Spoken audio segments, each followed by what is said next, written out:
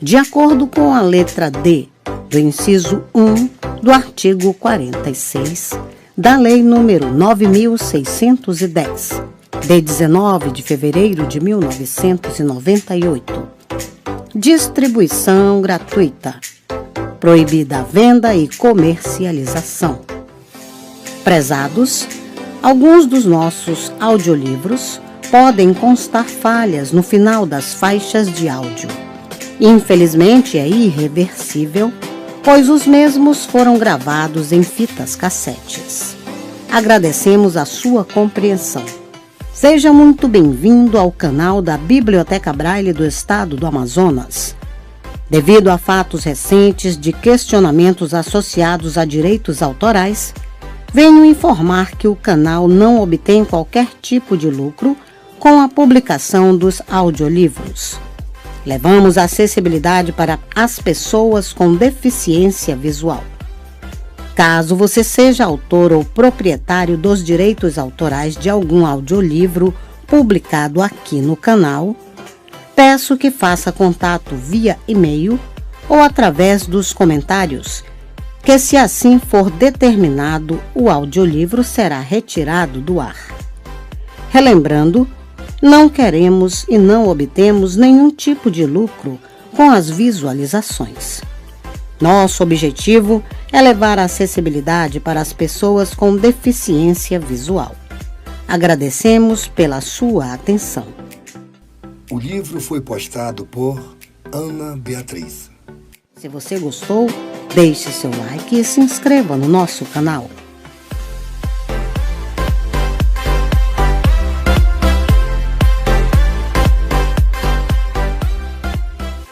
CD 1, MP3, faixa 1.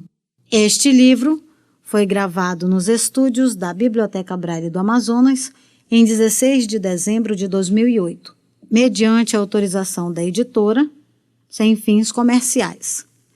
Este trabalho é dirigido ao portador de deficiência visual, de acordo com a Lei 9.610, de 19 de fevereiro de 1998. Endereço: Avenida Pedro Teixeira, 2565, Dom Pedro, Sambódromo, Manaus, Amazonas. CEP 69040 000. E-mail: braille@culturaamazonas.am.gov.br. Locução: Sandra Amazonas. Biblioteca Pública do Amazonas.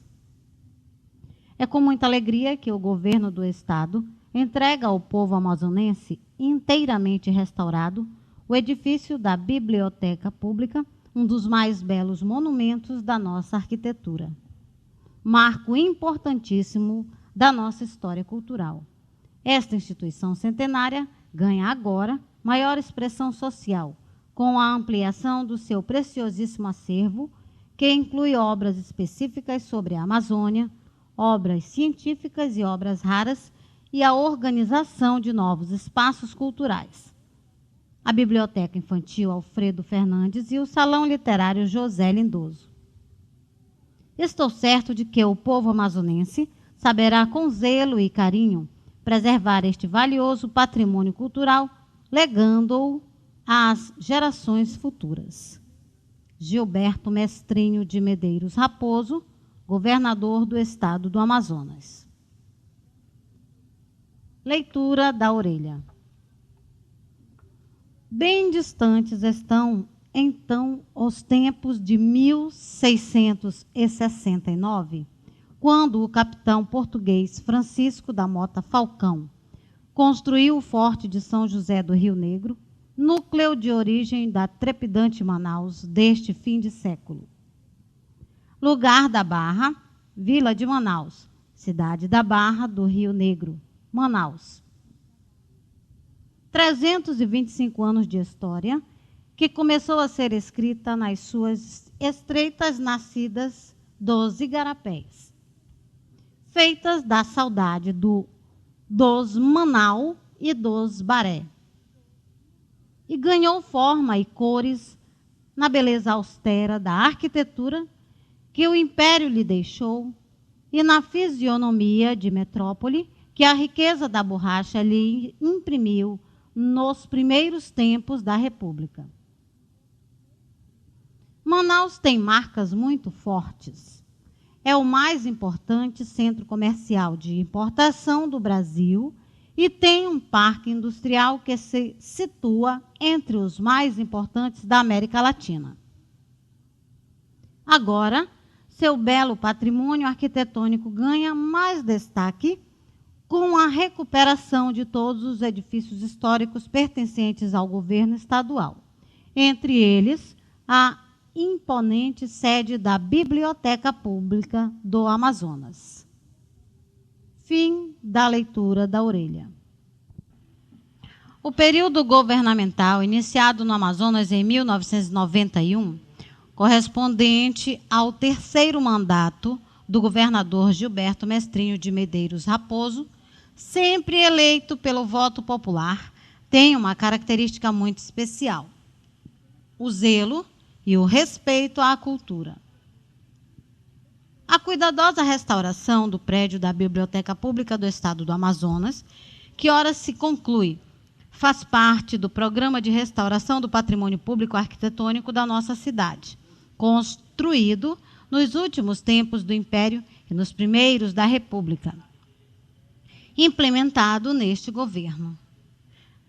Nesse programa destacam-se também outras importantes unidades do nosso patrimônio, entre as quais o Palácio da Justiça, o Palácio Rio Negro, o Centro de Artes Chaminé, o Comando da Polícia Militar, a Secretaria de Estado da Justiça, Segurança Pública e Cidadania, a Academia Amazonense de Letras e, no contexto da rede pública de ensino, inteiramente recuperada e ampliada durante este governo, o Colégio Dom Pedro II, o Instituto Benjamin Constant, o Instituto de Educação do Amazonas e os grupos escolares Saldanha Marinho, Nilo Peçanha, Barão do Rio Branco e Ribeiro da Cunha. O amazonense não ganha apenas um espaço para a pesquisa com a restauração do edifício da Biblioteca Pública. Há todo um acervo cultural em evidência e uma sintonia do governo com as aspirações de estudantes, professores e pais de alunos. A Biblioteca Infantil Alfredo Fernandes e o Salão Literário José Lindoso mostram a preocupação do Estado em atender a todos os segmentos sociais com uma obra que não está centrada apenas na restauração de um espaço cultural, mas na história de Manaus e de seu povo. O acervo disponível tem um valor inestimável. Cabe agora aos estudantes e à população preservar um patrimônio que é de toda a sociedade. Francisco Garcia Rodrigues, vice-governador do Estado. A nossa biblioteca pública está inteiramente renovada. Com suas linhas arquitetônicas destacadas pela restauração, esse majestoso patrimônio cultural do Amazonas abre novamente suas portas ao povo. A instituição da Biblioteca Pública, da Biblioteca Infantil Alfredo Fernandes e do Salão Literário José Lindoso dão à Biblioteca Pública um toque de renovação muito expressivo e importante para o nosso desenvolvimento cultural. Josué Cláudio de Souza Filho, secretário de Estado da Educação, Cultura e Desportos. Gostaríamos de registrar o nosso profundo respeito e admiração a todos aqueles que, direta ou indiretamente, no decorrer desses anos, mantiveram de pé esta casa instrumentadora de inteligências. Aos nossos escritores, professores, alunos, pesquisadores e ao público em geral, a plena utilização deste singular espaço de cultura. A inauguração do Salão Literário José Lindoso e da Biblioteca Pública Infantil Alfredo Fernandes nos enche de orgulho e esperança na afirmação de um futuro melhor para nossos filhos. José Tito Dutra Lindoso, subsecretário de Estado da Cultura. O governo do estado do Amazonas tem desenvolvido algumas ações exemplares na área integrada da educação e da cultura. Além de recuperar escolas e restaurar centros culturais, está incrementando a cultura popular, seja através do formidável sambódromo, seja através da divulgação do espetacular festival do Bumba Meu Boi em Parintins. Na área do livro e da literatura, a recuperação da histórica biblioteca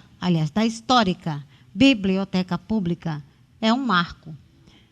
Por isto, em contrapartida, só no final de 1993, a Fundação Biblioteca Nacional destinou à Amazônia cerca de 8 milhões de cruzeiros em cheque-livro para reforçar o sistema estadual de bibliotecas do Amazonas.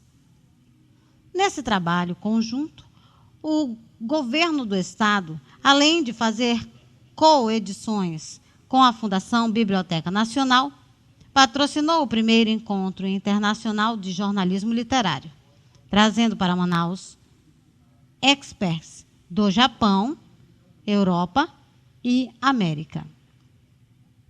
É realmente pela cultura que podemos transformar o Brasil. E, nesse sentido, dá gosto trabalhar com o atual governo do estado do Amazonas. Afonso Romano de Santana, presidente da Fundação Biblioteca Nacional. Quem observa o trabalho do governo do Amazonas percebe a seriedade com que é tratada a preservação do patrimônio arquitetônico.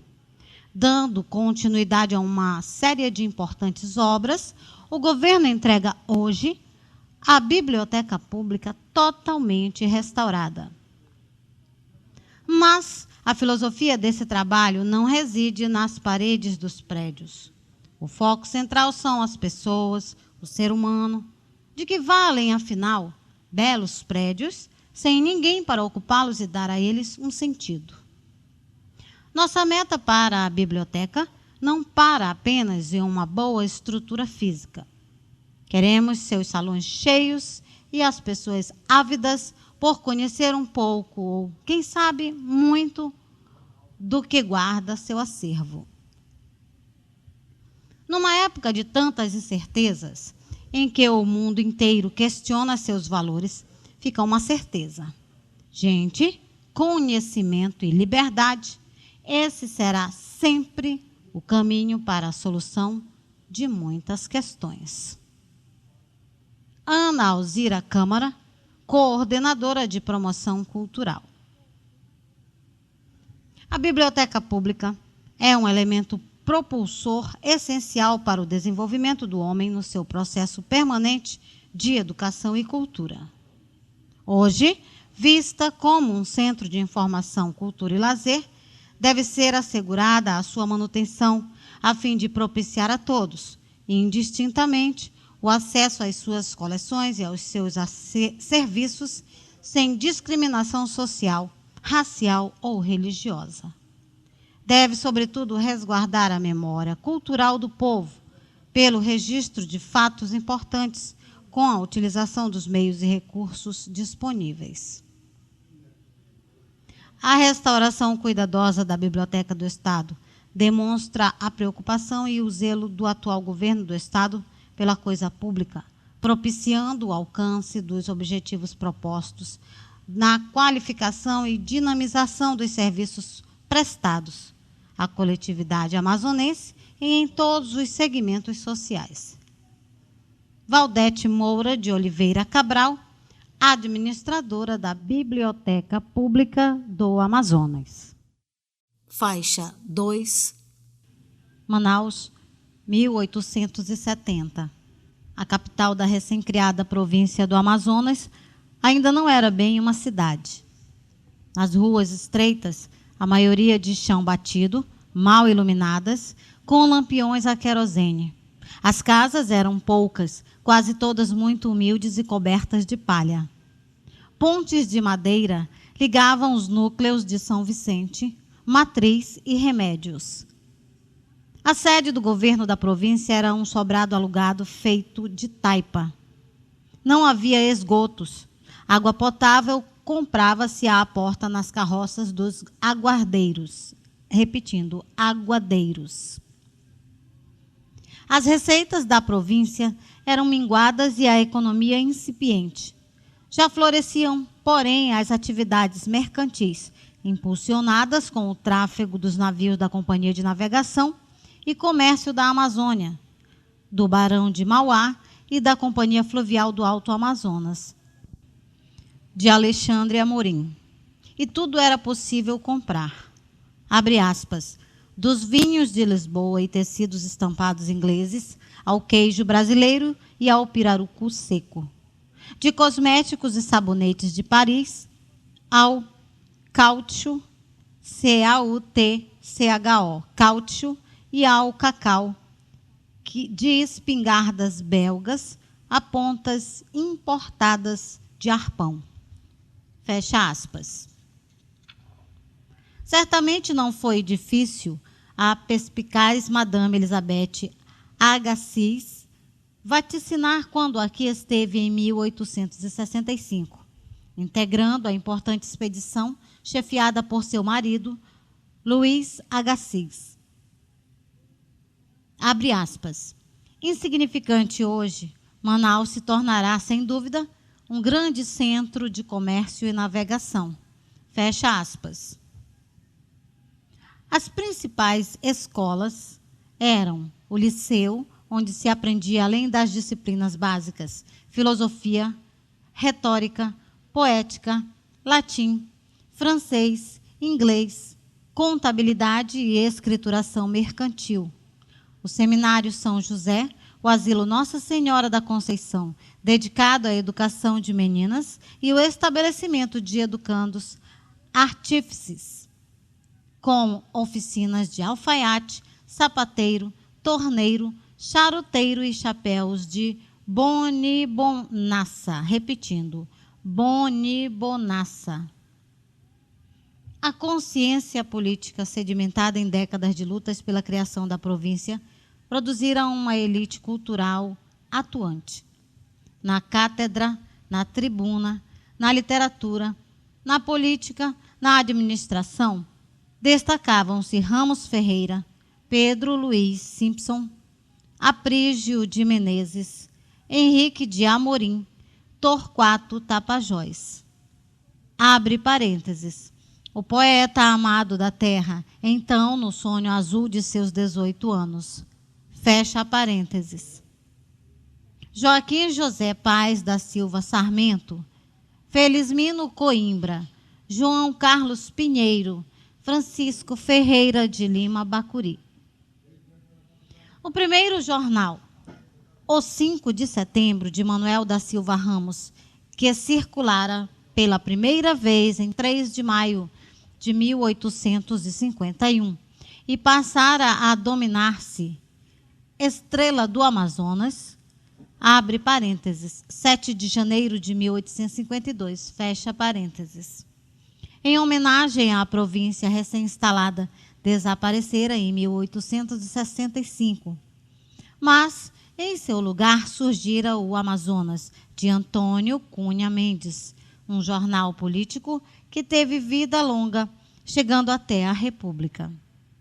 O comércio do Amazonas em circulação desde 1869, dirigido por Gregório José de Moraes, era um jornal absolutamente imparcial e moderno. Foi o primeiro a publicar telegramas e a manter serviço de clichêria. A criação de uma biblioteca pública era uma aspiração natural da comunidade. Sala de leitura.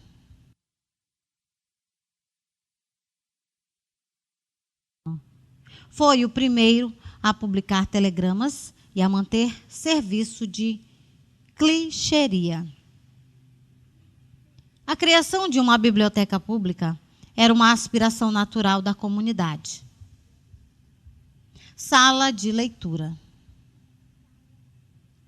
Clementino José Pereira Guimarães, deputado à Assembleia Legislativa Provincial, major comandante da primeira seção do Batalhão da Artilharia do município da capital, terceiro vice-presidente da província do Amazonas. Faço saber a todos os seus habitantes que a Assembleia Legislativa Provincial decretou e eu sancionei a lei seguinte.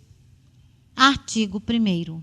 Fica desde já criada no edifício em que funciona o liceu uma sala de leitura que servirá de núcleo à Biblioteca Pública da província. Artigo 2º. O presidente da província fica autorizado a confeccionar o respectivo regulamento. Artigo 3º. Revogam-se dispositivos em contrário, mando, portanto, a todas as autoridades a quem o conhecimento e a execução da referida lei pertencer, que cumpram e façam cumprir tão inteiramente como nela se contém. O secretário de província a faça cumprir, publicar e ocorrer. Dado no Palácio da Presidência da Província do Amazonas, em Manaus, aos 17 dias do mês de maio de 1870, 49ª da Independência e do Império. Clementino José Pereira Guimarães. Inaugurada no dia 19 de março de 1871, às 11 horas da manhã, em solenidade, presidida pelo presidente da província, José de Miranda da Silva Reis, a sala de leitura foi instalada no velho sobrado em que funcionava o liceu, na Travessa da Imperatriz. Com um acervo de cerca de 1.200 volumes, a sala de leitura iniciava suas atividades sob a proteção de Gustavo Adolfo Ramos Ferreira, intelectual extraordinariamente lúcido, que já exercera o cargo de presidente da província. E, como deputado estadual e presidente da Assembleia, fora o grande mentor e articulador político de sua criação. Ramos Ferreira era agora o diretor da Instrução Pública, e a ele estava imediatamente subordinado o secretário da Diretoria da Instrução Pública, José Ferreira Fleury, responsável pela direção da sala de leitura. A era de ouro da sala de leitura foi, porém, muito curta. Ramos Ferreira desentendeu-se com o presidente da província, Domingos Monteiro Peixoto, sucessor de Miranda Reis, e deixou o governo. A sala de leitura tornou-se gradativamente decadente até desaparecer. Abre aspas. A biblioteca, que se diz haver sido fundada, existe apenas no nome, fecha aspas, disse o presidente Sátiro de Oliveira Dias em sua mensagem de 1880. Somente a partir de 1882, com a nomeação de José Lustosa da Cunha Paranaguá para a presidência da província, o assunto voltaria a ocupar a atenção dos governantes, informado da situação de descaso e abandono a que fora relegada a sala de leitura.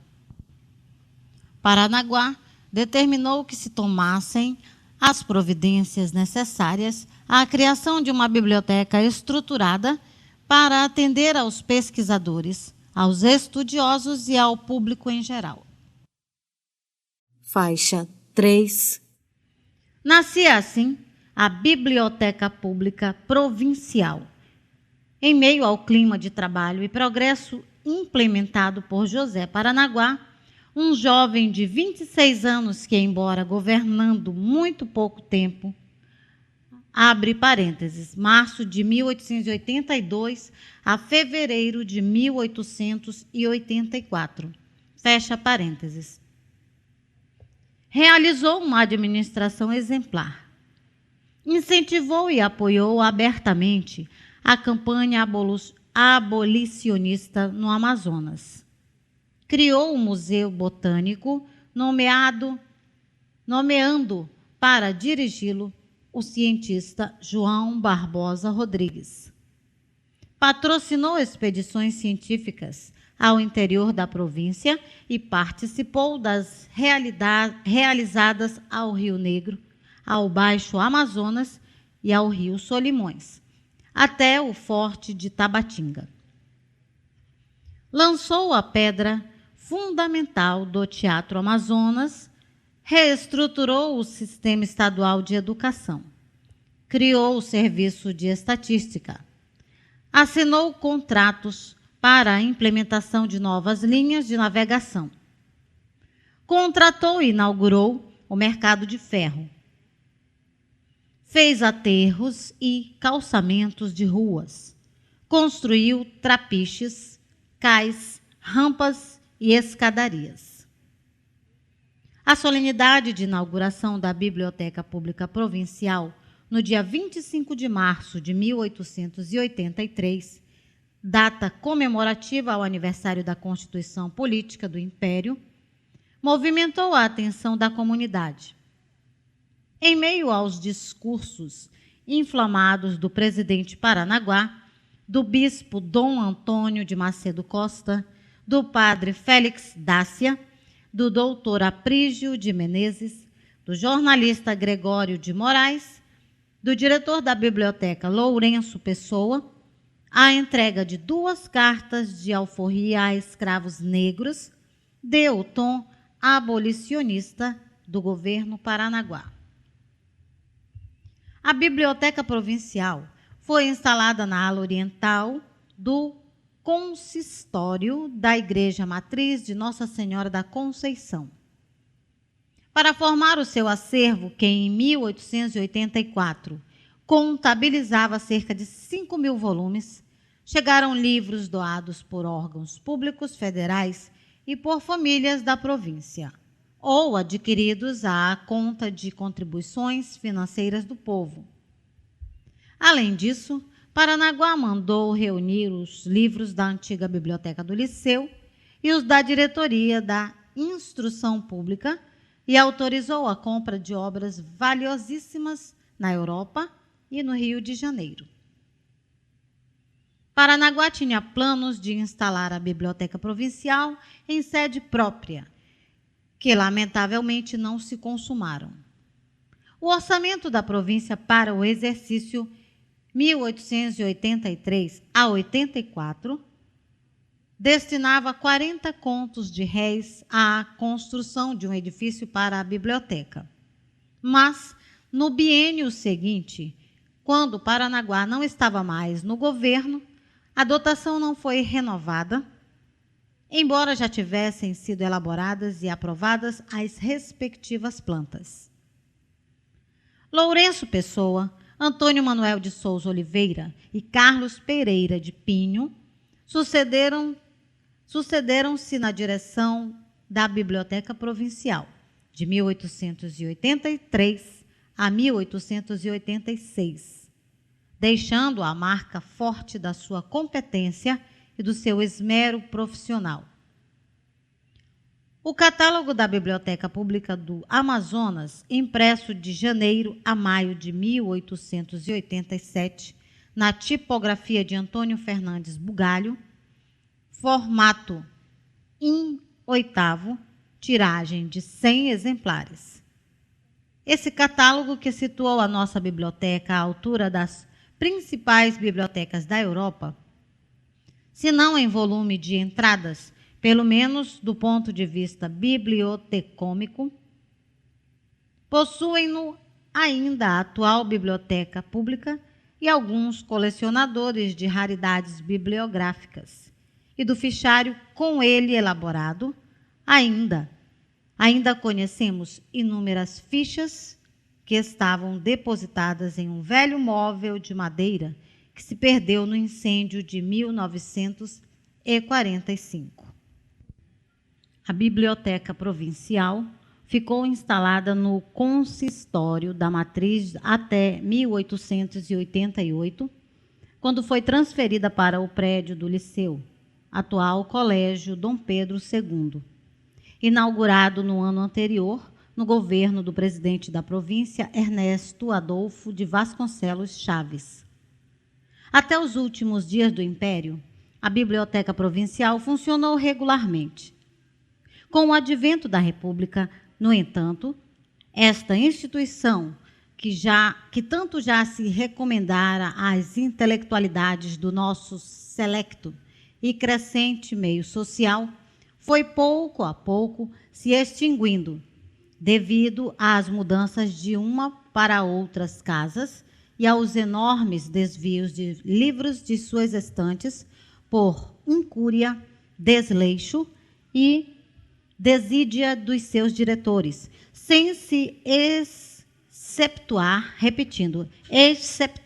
um só, animados pela proteção cega de chefes de um desenfreado partidarismo sem ideal nem fé política republicana. No momento privilegiado em que Manaus bafejava pelos grandes lucros alcançados pela economia da borracha, tomava a feição de grande metrópole, a Biblioteca Pública vivia uma das suas fases mais sombrias. Eduardo Ribeiro extinguiu a diretoria da biblioteca e manteve o seu acervo livresco durante 4 anos, entre as 4 paredes da esquecida sala do Liceu. Só nos últimos meses do seu mandato, decidiu reestruturar a instituição. Recompôs a sua estrutura organizacional e o seu quadro funcional, nomeando para dirigi-la o doutor Pedro Epifânio Regalado Batista, e autorizou a mudança do seu acervo para uma casa alugada na Praça da Constituição, atual Praça Roosevelt, canto com a Rua Guilherme Moreira. Logo depois, no governo Fileto Pires, a biblioteca foi anexada à diretoria da Estatística.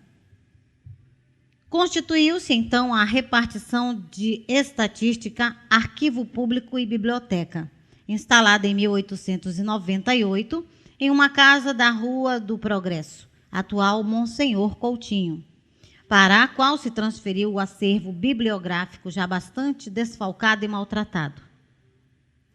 Nos últimos momentos do século XIX, implantou-se moderna biblioteca no ginásio amazonense, antigo Liceu, então dirigido pelo emérito professor Monteiro de Souza, com um acervo de mais de 2.000 volumes, que abrangia de enciclopédias e dicionários especializados a obras científicas e obras raras, e se enriqueceu mais ainda com a anexação do acervo bibliográfico do extinto Museu Botânico. Enquanto isso, a Biblioteca Pública esquecida agonizava em uma sala da Casa da Rua do Progresso. Com a chegada do século XX, as esperanças se renovaram, mas não se concretizaram de imediato. O coronel José Cardoso Ramalho Júnior, que assumiu o governo do Estado em abril de 1898, completando o mandato de Fileto Pires, que o perdera à conta de um pedido de renúncia expresso em documento, cuja autenticidade foi por ele exaustivamente contestada, chegou a baixar decretos, abrindo créditos para reaparelhar a biblioteca e até para adquirir um prédio próprio destinado ao seu funcionamento, e nomeou para dirigi-la o intelectual Raul de Azevedo. Lamentavelmente, porém, ao fim da sua gestão, em 1900, registrava-se em relatório apresentado pelo secretário de Estado, Francisco Públio Ribeiro Bittencourt, do que foi a Biblioteca de Manaus, só resta hoje um simulacro.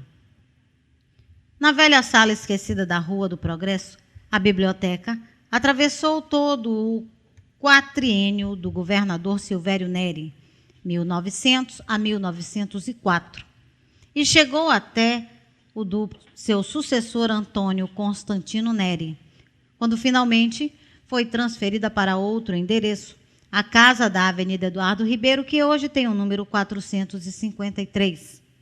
Aí, em instalações também precárias, o tão sacrificado acervo da Biblioteca Pública permaneceria por 6 longos anos, até ser finalmente transferido para a sua própria casa.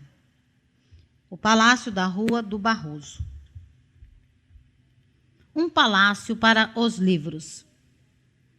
Coube ao governador Antônio Constantino Neri a missão histórica de construir o belíssimo edifício da Biblioteca Pública do Estado do Amazonas, localizado na Rua Barroso, aliás, na Rua do Barroso, entre as ruas Municipal, atual 7 de Setembro, e Henrique Martins. O prédio tem fisionomia eclética e destaca-se por seu majestoso hall de entrada, que ocupa todo o vão central e interliga os dois pisos através de belíssima escadaria metálica construída na Europa. Na Rua do Barroso. Constantino Neri licenciou-se do governo do Estado em 1907, por motivos de saúde, e em seguida renunciou ao seu mandato, mas deixou as obras do prédio da Biblioteca Pública, iniciadas em 1905, praticamente concluídas. Cuidava-se, então, de fazer os detalhes de acabamento do andar superior. O sucessor de Constantino Neri, Afonso de Carvalho, limitou-se a mandar instalar o arquivo e a estatística no andar térreo do prédio, mantendo abandonado na casa da Avenida Eduardo Ribeiro o acervo da biblioteca. Em mensagem de 10 de julho de 1908, Afonso de Carvalho procurou justificar-se dizendo que a mudança da biblioteca para o seu prédio próprio não se consumara por falta de espaço, pois o andar superior ainda não estava concluído e também porque essa transferência implicaria despesas com as quais o Estado não poderia arcar. O governador Antônio Clemente Ribeiro Bittencourt assumiu o poder em 23 de julho de 1908, enfrentando, além de sérias dificuldades financeiras, terríveis agressões por parte do governo do presidente Hermes da Fonseca, que culminaram com a sua deposição temporária e com o bombardeio de Manaus, em 10 de outubro de 1910. Mesmo assim, enfrentou corajosamente a difícil situação a que há tanto tempo estava relegada a Biblioteca Pública.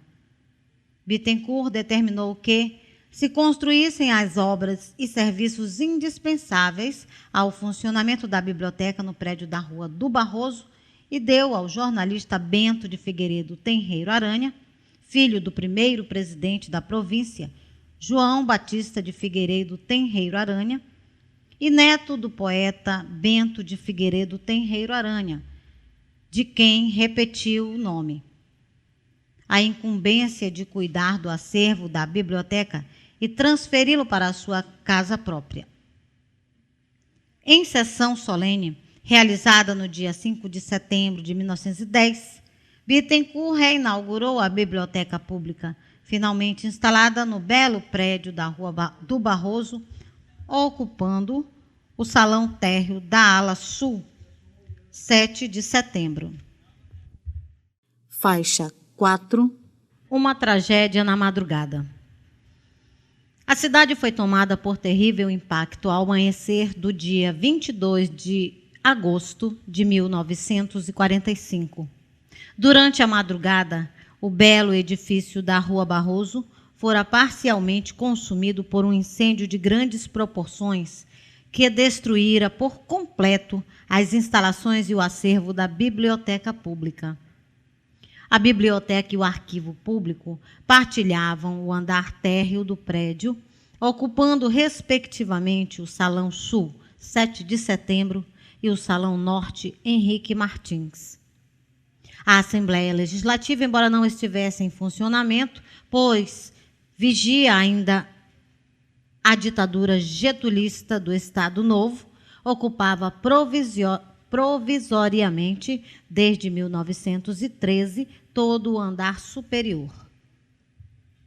O incêndio começou nas instalações da Assembleia, no Salão Sul do pavimento superior, e propagou-se com velocidade espantosa. Abriu uma fenda vertical de alto a baixo na alvenaria da parede da esquina da Rua Barroso com a 7 de setembro. Devorou os móveis e os documentos da Assembleia e desencadeou uma tragédia de proporções terríveis. Destruiu a pesada estrutura metálica do telhado, que, ao desabar, desmontou sucessivamente o piso do andar superior e o do andar térreo, depositando todo o porão um monte de ferros retorcidos, restos de telhas, soalhos, portas, janelas, forros, móveis e livros. Muitos livros e documentos preciosos. Desaparecia assim, com as labaredas que a forte chuva da madrugada não conseguira apagar, o rico acervo de cerca de 30.000 volumes, consolidado durante mais de 70 anos de história da Biblioteca Pública. Reduzira-se a cinzas aquele precioso montão de lixo, digno de lástima, que Bento Aranha recolhera em 1910 do pardieiro da Avenida Eduardo Ribeiro e cuidadosamente transportara para a Rua do Barroso, beneficiando-o com os indispensáveis cuidados de limpeza, restauração, ordenação, classificação, catalogação. De tudo, restavam apenas cerca de 60 livros providencialmente expostos em um estande que o diretor da biblioteca, Genesino Braga, atendendo ao convite do diretor do Departamento Estadual de Imprensa e Propaganda, Jebs Medeiros, ocupara na primeira exposição Feira da Amazônia, Feira de Amostras, instalada na rua Marquês de Santa Cruz, no exato local em que depois funcionou a Maloca dos Barés, auditório da Rádio Baré, emissora dos diários associados. E hoje está edificada a sede da Capitania dos Portos. Entre os livros que o incêndio não alcançou, obras raras, em sua maioria, estavam um missal manuscrito e iluminado a cores, em pergaminho, obra suposta dos copistas do Mosteiro de Monte Cassino. Patrimônio recomposto. Do clima de desolação generalizada que tomou conta da cidade, surgiram imediatas providências para a recomposição do patrimônio da biblioteca. Logo no dia seguinte, o interventor federal Álvaro Maia doou cerca de 2.000 exemplares de sua biblioteca particular para formar o núcleo inicial do novo acervo e baixou o decreto determinando, entre outras medidas, a imediata incorporação à biblioteca pública dos livros das bibliotecas do Colégio Estadual, da Faculdade de Direito, do Departamento de Estatística do Juizado Tutelar de Menores, do Departamento de Educação e Cultura e de outras repartições estaduais, excluídos os livros técnicos e didáticos indispensáveis aos respectivos serviços de cada uma delas. A nomeação de uma comissão formada por André Araújo, Péricles Moraes, João Leda, Vivaldo Lima, Agnello Bittencourt, Temístocles Gadelha, Júlio Uchoa e Djalma Batista, presidida pelo diretor da Biblioteca Genesino Braga, para orientar e desenvolver um movimento de restauração daquele patrimônio de cultura do Estado. Livros e mais livros chegavam diariamente ao salão norte do andar superior do prédio da biblioteca, que felizmente não foi atingido pelo fogo, onde se desenvolviam os trabalhos de recomposição do acervo. As editoras, as instituições de ensino e pesquisa e as bibliotecas do Brasil e de vários países da América e da Europa respondiam prodignamente ao apelo do Amazonas e enviavam jornais, revistas, livros, muitos deles preciosíssimos, destacando-se entre as doações as da Alliance Française e as da American Library Association, que foram expostas ao público no hall da nossa biblioteca.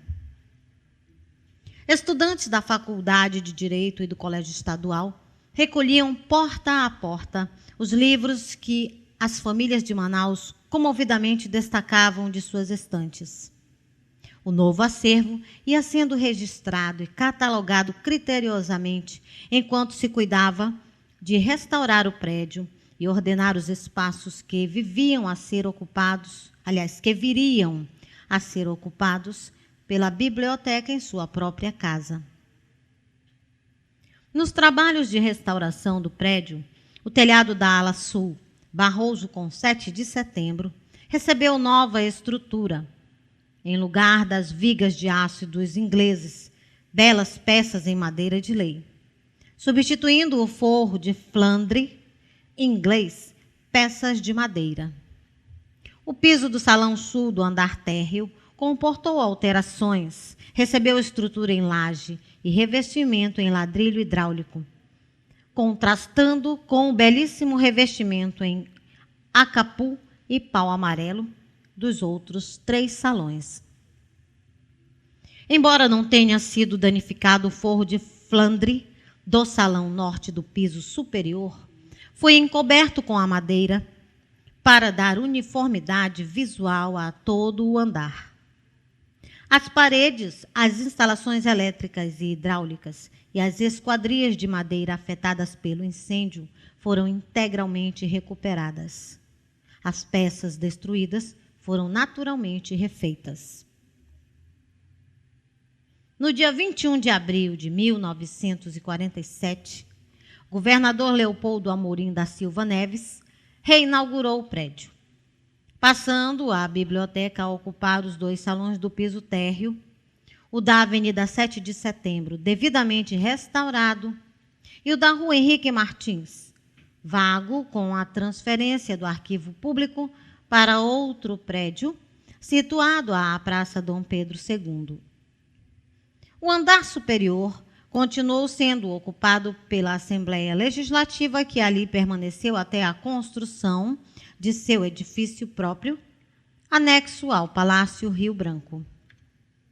Faixa 5. Destaque à cultura.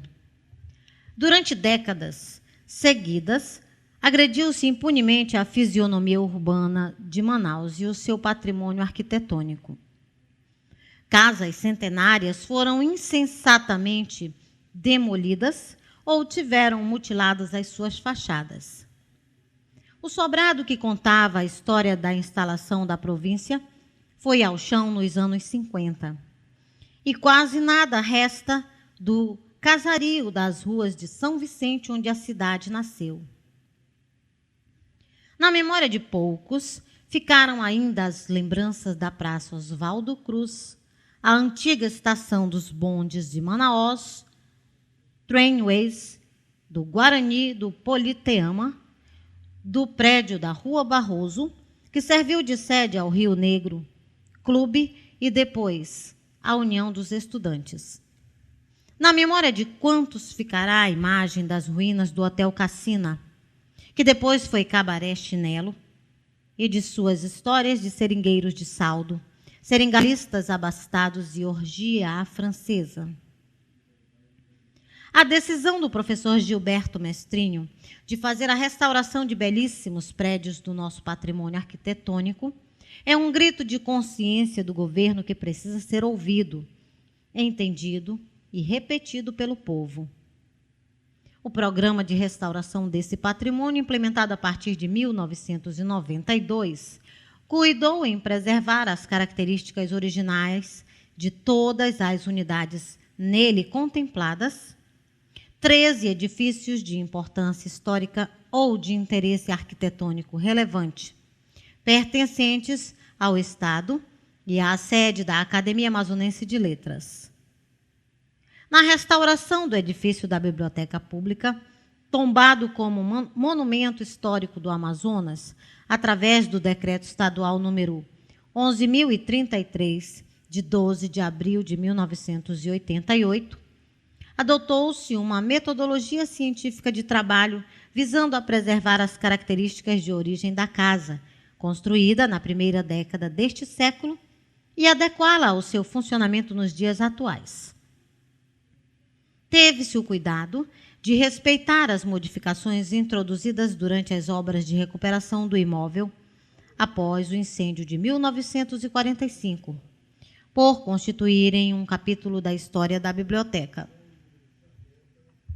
Os cuidados da restauração.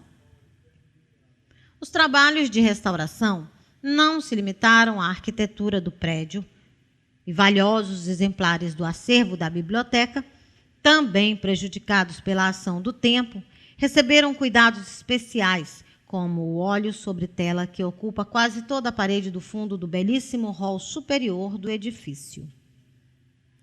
A moldura e a tela desse quadro, que foi pintado por Francisco Aurélio de Figueiredo Melo para fazer o registro de uma das mais bonitas páginas da história da província do Amazonas, a libertação dos escravos em 10 de julho de 1884, quase 4 anos de a princesa Isabel assinar a Lei Áurea, que aboliu o cativeiro no Brasil, foram restaurados pelo artista plástico Jair Jacquimon Cantanhede.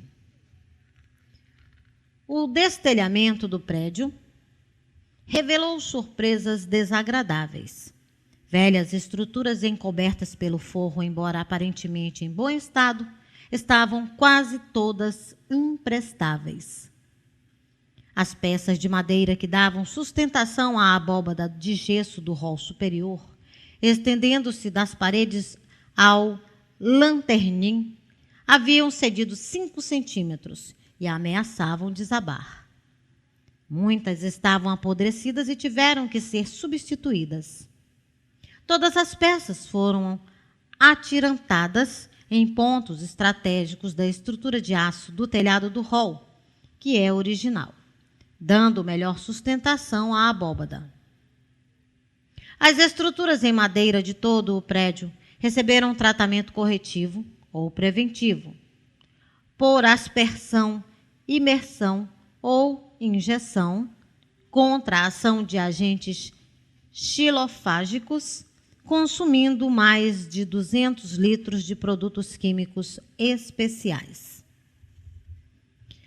Cuidadoso trabalho de prospecção permitiu que se identificassem todas as camadas de pintura realizadas em quase 9 décadas, chegando-se naturalmente às cores originais. Os registros respectivos estão feitos nos 2 halls e nos salões do andar térreo. Os halls dos 2 pisos, com suas belas paredes, estuques e frontões, foram detalhadamente restaurados, retomando a aparência de origem.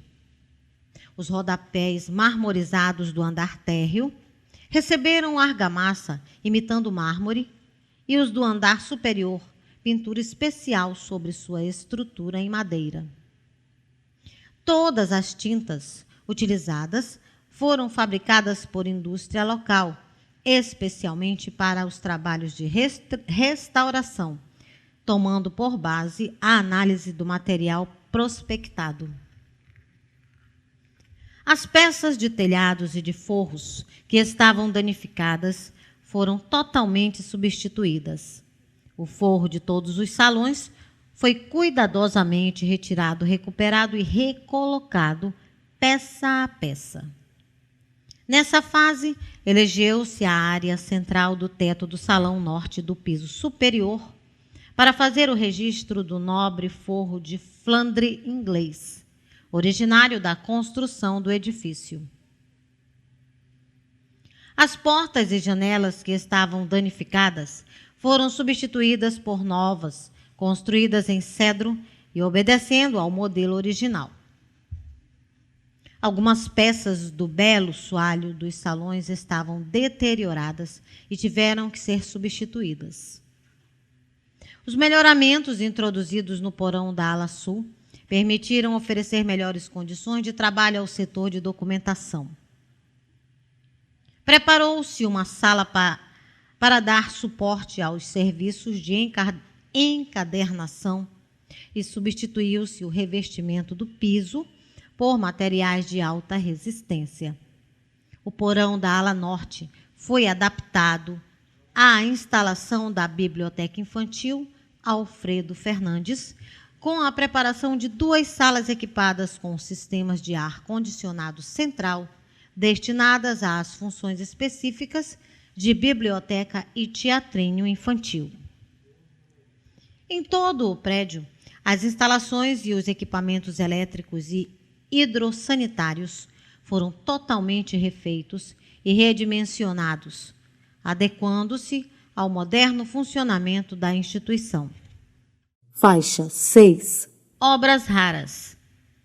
A Biblioteca Pública do Amazonas tem um precioso acervo constituído de cerca de 500.000 volumes, no qual se incluem 1.066 obras raras, 427 do acervo geral e 639 da coleção amazoniana.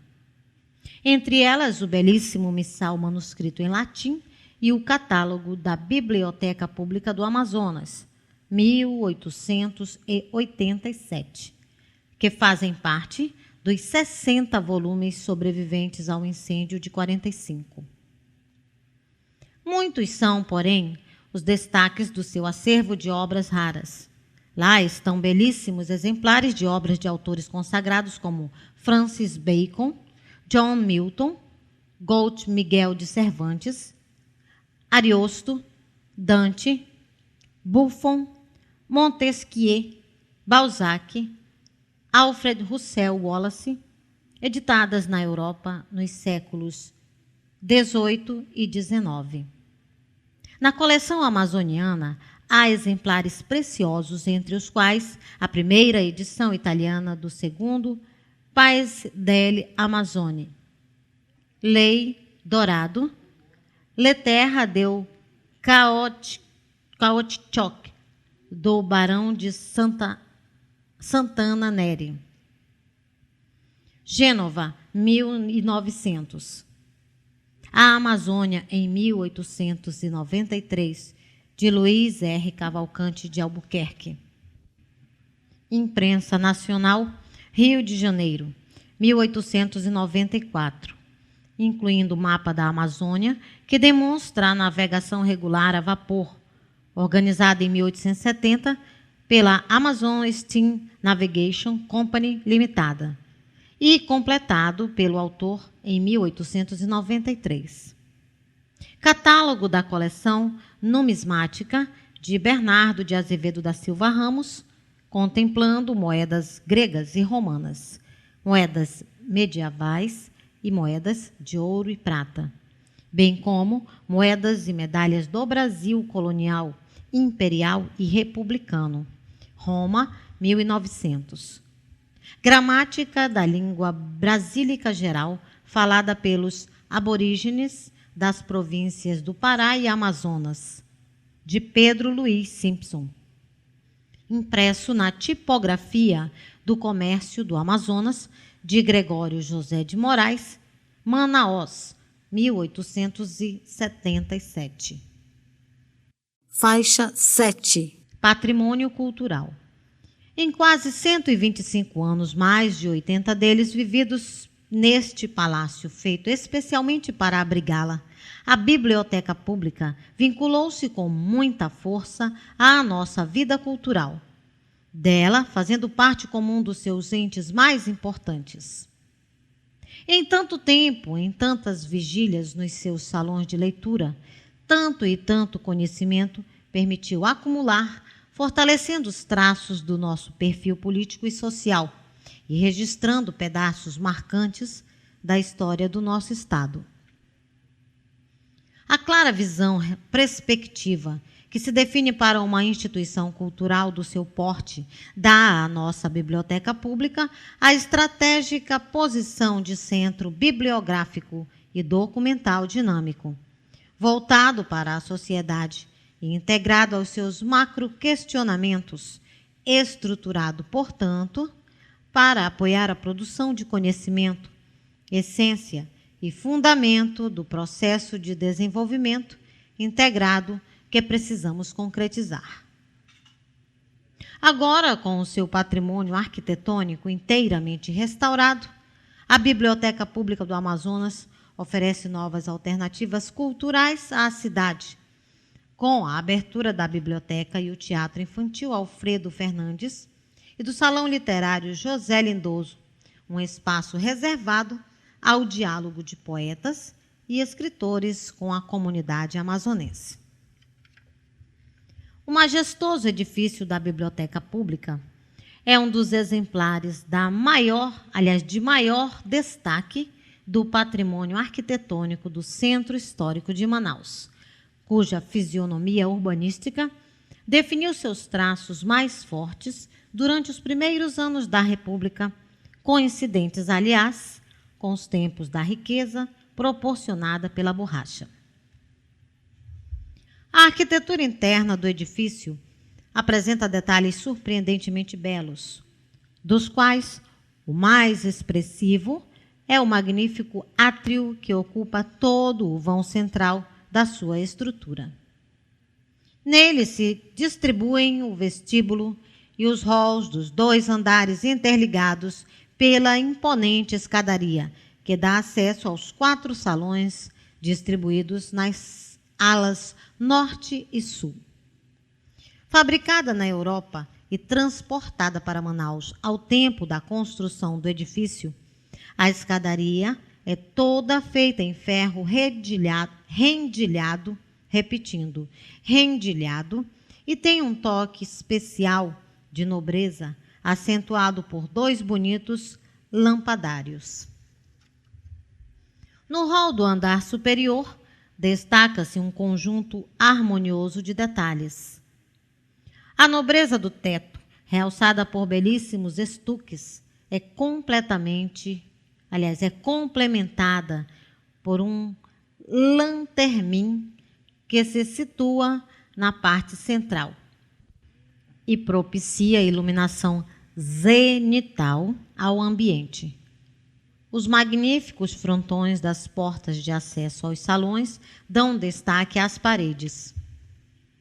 No belo frontispício do prédio, o escudo em que se representam armas do estado do Amazonas, a cujo patrimônio pertence o edifício da Biblioteca Pública. Aliás, os detalhes da fachada deste suntuoso edifício ganharam maior expressão com as cores fortes e contrastantes da restauração. No porão da ala norte situam-se a biblioteca e o Teatrinho Infantil Alfredo Fernandes, dando um toque diferente e colorido ao edifício de arquitetura quase centenária. Faixa 8. Datas importantes. 1771. Setembro. Valentim Aui vê cegos sendo ridicularizados em uma feira. Decide abrir uma escola para ajudá-los. 1784. Inaugurada em Paris a Instituição para Crianças Cegas, fundada por Aui. 1786. Um grupo de crianças cegas faz uma exibição de leitura com os dedos em Versalhes. Luís XVI dá o amparo real à escola. 1789. Revolução Francesa. Aui é demitido do cargo de diretor da escola. 1800. Sob as ordens de Napoleão, as crianças cegas são despejadas em um asilo para pessoas deficientes. 1806. Aui escapa da violência revolucionária com Remy Fournier, um de seus alunos. Eles vão para a Prússia e abrem uma escola. 1807. Com o avanço das tropas de Napoleão, Aui e Fournier fogem para a Rússia e instalam outra escola para crianças cegas. 1809. 4 de janeiro. Nasce Louis Braille, em Coupvray, França. 1812. Verão. Luiz, com 3 anos, fica cego de um olho num acidente. 1813 a 1814. Gradativamente, ele perde a visão do outro olho. 1814. As tropas russas ocupam Koupivrai, com a queda do Império de Napoleão. O capitão Barbier começa a elaborar seu sistema de, abre aspas, escrita noturna, fecha aspas. 1815. Jacques Palouis torna-se o padre da paróquia de Koupivrai e começa a ensinar Luiz. A Instituição Real para Crianças Cegas reabre em Paris. 1816. Anthony Bécheret oferece a Luiz uma vaga na escola de Koupivrai. 1819. Luiz vai para Paris frequentar a escola fundada por Aui. Está com 10 anos de idade. 1821. Barbier mostra a, abre aspas, escrita noturna, fecha aspas, na instituição. Os estudantes ficam maravilhados. O doutor Pignier é o novo diretor. 1824. Depois de 2 anos de trabalho, Braille completa seu primeiro alfabeto de pontos, baseado na invenção de Barbier. Está com apenas 15 anos. 1825.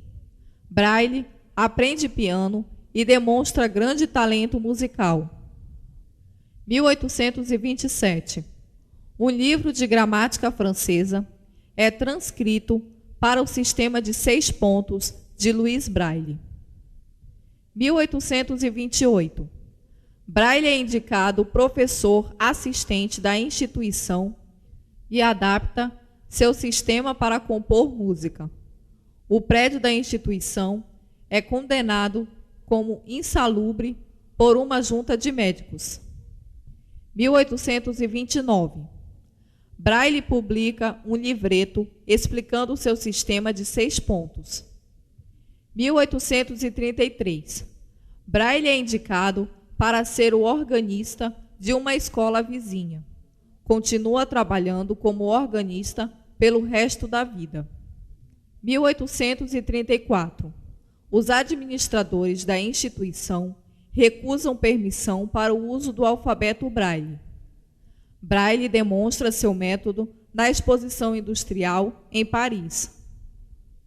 1835. Aparecem os primeiros sintomas da tuberculose em Louis Braille. 1837. É escrito e impresso o primeiro livro em Braille pela instituição, para professores e estudantes cegos. 1838. 14 de maio. Lamartine denuncia as condições da instituição à Câmara dos Deputados.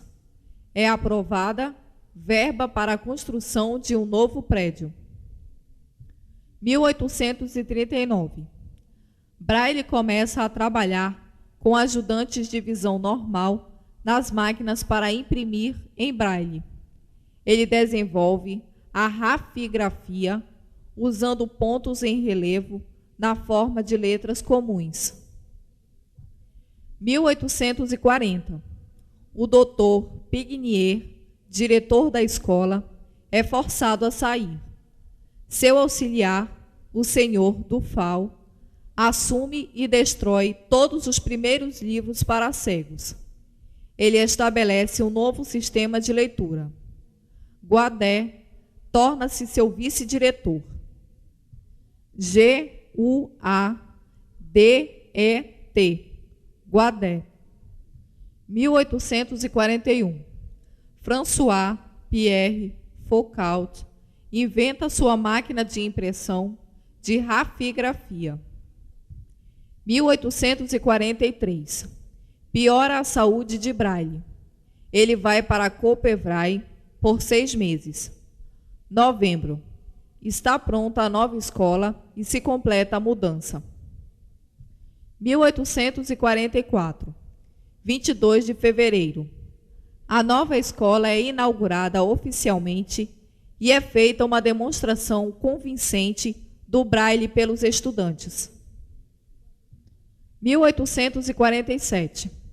Foucault, em colaboração de Louis Braille, conclui o aperfeiçoamento da máquina de escrever em braille. 1848. Piora o estado de saúde de Braille. Ele só pode dar algumas poucas aulas de música. 1851. Braille está tão doente que vai para o hospital da instituição. 1852. 6 de janeiro. Louis Braille morre aos 43 anos e é sepultado em Coppevraie. 1854. O Braille é adotado na França como sistema oficial para cegos. 1878. Um congresso internacional escolhe o Braille como o melhor sistema para cegos, para ser adotado internacionalmente. 1929. É adotada a escala musical internacional em Braille. 1949. A Índia pede à Unesco para regularizar o emprego do Braille em todos os idiomas. Mais de 100 línguas e centenas de dialetos podem, então, ser escritos em Braille. 1952. O corpo de Louis Braille é removido de Coppevraie e sepultado no Panthéon, em Paris, o mais alto reconhecimento para um cidadão francês. Fim da revista História da Biblioteca Pública do Amazonas, Governo do Estado do Amazonas, gravada nos estúdios da Biblioteca Braille do Estado do Amazonas, mediante autorização da editora sem fins comerciais. Este trabalho é dirigido ao portador de deficiência visual de acordo com a Lei 9.610, de 19 de fevereiro de 1998. Locução de Sandra Maria de Lima, Amazonas. Biblioteca Braille, a luz através dos dedos. Gravado nos estúdios da Biblioteca Braille do Estado do Amazonas, este livro foi gravado originalmente em fitas cassetes, remasterizado e digitalizado para CD, podendo apresentar perda de qualidade. Gravado sem fins lucrativos, para uso exclusivo de deficientes visuais, sendo proibida a venda, comercialização e reprodução. Edição e montagem, Chacal Braga.